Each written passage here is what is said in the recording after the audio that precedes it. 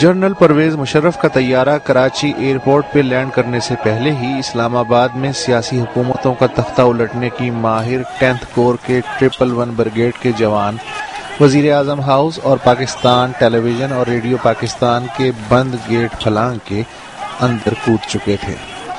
سمجھ میں نہیں آ رہا تھا کہ کون کسے حکم دے رہا ہے اور کون کس کی مان رہا ہے۔ شام 7 بجے تک مسئلہ صاف ہو گیا۔ فوج نے اسلام آباد اور کراچی ایئرپورٹ کو مکمل طور پہ ٹیک اوور کر لیا۔ میاں نواز شریف سابق وزیر اعظم ہو گئے۔ جنرل ضیاء الدین کی بحیثیت چیف آف آرمی سٹاف 3 برس کی طے شدہ مدت 3 گھنٹے میں ہی ختم ہو گئی اور نصف شب کو جنرل پرویز مشرف کمانڈو وردی پہنے بطور چیف ایگزیکٹو ٹی وی پہ نمودار ہو گئے۔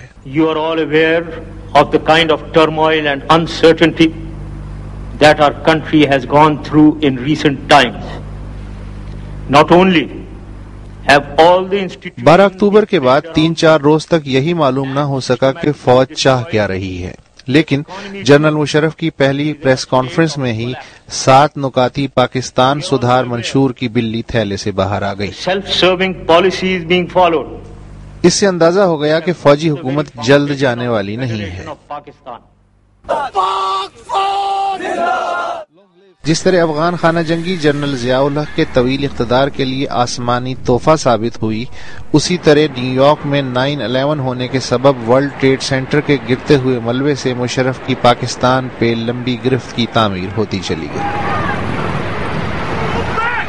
پاکستان راتوں رات طالبان کے حلیف سے امریکہ کے حلیف میں بدل گیا اور وار آن ٹیرر نے مشرف حکومت کی بین الاقوامی سطح پہ اخلاقی اور مالی حیثیت بھی بحال کر دی۔ بے نظیر بھٹو پہلے کی طرح خود ساختہ جلا وطن رہیں۔ Nawaz Sharif high jacking case میں سلاخوں کے پیچھے بھیج دیے گئے اور پھر ایک شب اپنے اہل خانہ و ساز و سامان سمیت سعودی عرب کے شاہی طیارے میں 10 برس کے لیے جدہ روانہ کر دیے گئے۔ مشرف کے لیے پاکستان میں بظاہر کوئی چیلنج نہیں رہا۔ عدلیہ نے انہیں آئین میں ضروری ترامیم کا اختیار 3 برس میں انتخابات کرانے کی شرط کے ساتھ دے دیا۔ اب جنرل مشرف جو chief of army staff, joint chiefs of staff committee کے چیئرمین اور چیف ایگزیکٹو کے ساتھ ساتھ رفیق تارڑ کو چلتا کر کے عہدہ صدارت بھی سنبھال چکے تھے، انہوں نے کھلے ہاتھ سے 3 سمتوں میں کام شروع کر دیا۔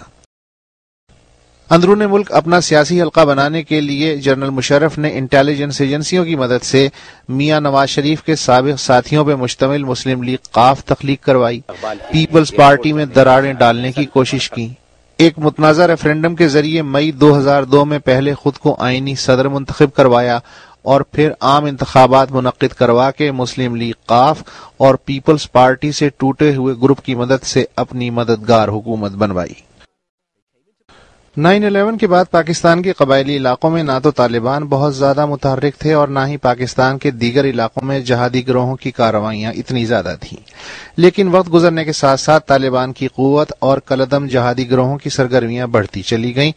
خود جنرل پرویز مشرف اور ان کے وزراء پہ لگاتار کئی قاتلانہ حملے ہوئے، جس سے دہشت گردی کے خلاف حکومتی کمزوریاں عام آدمی پہ بھی آشکار ہونے لگی۔ اس سب کے باوجود بھی جنرل مشرف کی حالات پہ گرفت بظاہر مضبوط تھی اور ظفر اللہ جمالی اور چودھری شجاعت حسین کے بعد شوکت عزیز مشرف کے تیسرے وزیر اعظم کے طور پہ کامیابی سے کام کر رہے تھے کہ اچانک 7 مارچ 2007 آ گیا۔ سپریم کورٹ کے چیف جسٹس افتخار محمد چودھری کو برطرف کر دیا گیا۔ اس برطرفی نے وکلا اور نظر انداز سیاسی قوتوں کو یکجائی کا موقع فراہم کر دیا اور یوں افتخار چودھری کی بحالی کے نعرے کے ساتھ مشرف حکومت کے خلاف ایک طویل تحریک کا آغاز ہوا۔ لیکن وہ جو کہتے ہیں کہ بلا اکیلے نہیں آتی، وکلا کی تحریک کے عین عروج کے زمانے میں اسلام آباد کی لال مسجد کا قضیہ سنگین ہوتا چلا گیا اور حکومت نے مسجد کو شدت پسندی سے پاک کرنے کے لیے مسئلے کے پرامن حل کی بجائے طاقت کے استعمال کا فیصلہ کیا۔ لال مسجد آپریشن میں 100 کے لگ بھگ جانیں گئیں اور اس واقعے کے رد عمل میں خود کش حملے وبائی صورت میں بڑھنے لگے۔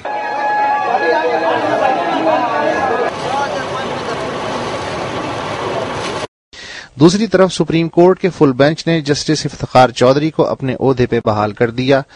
اس دوران روز بروز تنہا رہ جانے والے پرویز مشرف کو سطح آب پہ رکھنے کے لیے امریکہ، برطانیہ، خلیجی ریاستوں اور دیگر مشترکہ دوستوں کی مدد سے بے نظیر مشرف ڈیل کرانے کی کوششیں کامیاب ہونے لگیں۔ بے نظیر بھٹو نے اپنی جلا وطنی ختم کر کے وطن واپس آنے کا فیصلہ کیا اور وہ 18 اکتوبر کو کراچی پہنچی، لیکن چند ہی گھنٹوں بعد استقبالیہ جلوس آگ اور دھوئیں میں گھر کے اپنے پیچھے 150 کے لگ بھگ لاشیں چھوڑ گیا۔ اتنا سب کچھ ہونے کے باوجود بھی پرویز مشرف کا شوق صدارت نہ گیا۔ پریزیڈنسی زیادہ میں سمجھوں گا کہ سرکمسٹانسز کی وجہ سے میرے اوپر آ گئی ہے، اور یہ سرکمسٹانسز ہیں جو مجھے آگے لے جا رہی ہیں، اور جس سچویشن میں ہوں اس کا فیصلہ مجھے آگے کرنا ضرور ہے، لیکن یہ میرے پہ مجھے چھوڑنا پڑے گا آپ کو۔ اور انہوں نے خود کو وردی میں دوبارہ صدر بنوانے کے لیے بھرپور کوششیں شروع کر دی۔ دیکھیں جی، فوجی یونیفارم تو میری کھال کا حصہ بن گئے ہیں، 40-45 سال سے میں پہن رہا ہوں، ایسی بات نہیں ہے، وہ تو میری ایک زندگی کا حصہ ہے۔ افتخار چودھری کی سپریم کورٹ نے جب سینکڑوں گمشدہ پاکستانیوں کی تلاش کے مسئلے کو سنجیدگی سے لینا شروع کیا اور پرویز مشرف کو یہ محسوس ہونے لگا کہ وردی میں صدارتی انتخاب کی خواہش پہ سپریم کورٹ پانی پھیر سکتی ہے، تو انہوں نے 3 نومبر 2007 کو ایمرجنسی کا اعلان کر کے سپریم کورٹ کو ہی منہدم کر دیا اور اپنے من پسند جج تعینات کر کے برطرف ججوں کو گھروں پہ نظر بند کر دیا۔ یہ سب کچھ بتا رہا تھا کہ حالات کی باغ ڈور مشرف کے ہاتھوں سے نکلتی جا رہی ہے، اور 27 دسمبر کو رہی صحیح کسر لیاقت باغ پنڈی کے باہر بم دھماکے میں بے نظیر بھٹو کی ہلاکت نے پوری کر دی۔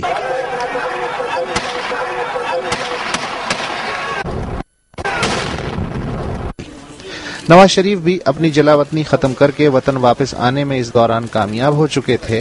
ان حالات میں 18 فروری 2008 کو انتخابات ہوئے اور حکمراں جماعت مسلم لیگ قاف، پیپلز پارٹی اور مسلم لیگ نون کے بعد تیسرے نمبر پہ آئی۔ بدلی ہوئی فضا میں ہر شخص گن رہا تھا کہ پرویز مشرف اور کتنے دن ٹک سکیں گے، اور پھر وہ دن آ ہی گیا جب 18 اگست 2008 کو پرویز مشرف ایوان صدر میں گارڈ آف آنر کی سلامی لیتے ہوئے اس ڈیل کے ساتھ سبکدوش ہو گئے کہ انہیں کچھ نہیں کہا جائے گا۔